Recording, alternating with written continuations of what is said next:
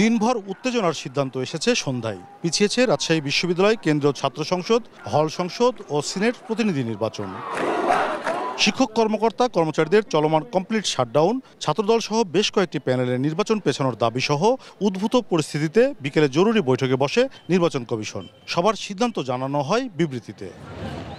বিশ্ববিদ্যালয়ের বিরাজমান পরিস্থিতি নির্বাচন অনুষ্ঠানের অনুকূলে নয় জানিয়ে অংশগ্রহণমূলক, উৎসবমুখর ও সুষ্ঠু নির্বাচন অনুষ্ঠানের জন্যই পেছানো হয় তারিখ। 25 সেপ্টেম্বরের পরিবর্তে 16 অক্টোবর নির্ধারণ করা হয়। নির্বাচন পেছানোয় সন্তোষ প্রকাশ করে আনন্দ মিছিল করেছে ছাত্রদল ও স্বতন্ত্র প্রার্থীরা।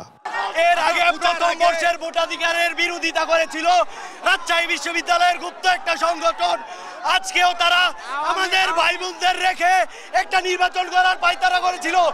আমরা মনে করি আজকে নৈতিকতার বিজয় হয়েছে, শিক্ষার্থীদের বিজয় হয়েছে।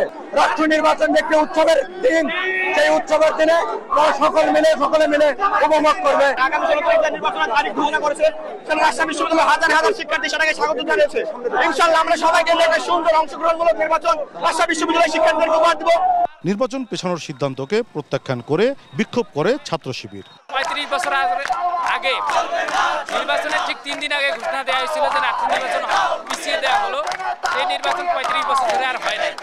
এই আশঙ্কা থেকে আমরা মনে করছি যে রাকসু বানচালকারী গোষ্ঠী বারবার রাকসু পেছানোর জন্য ভূমিকা রাখতেছে। পরবর্তীতে নতুন কর্মসূচি দেওয়ারও ঘোষণা শিবিরের। কাজী শাহেদ, দেশ টিভি, রাজশাহী।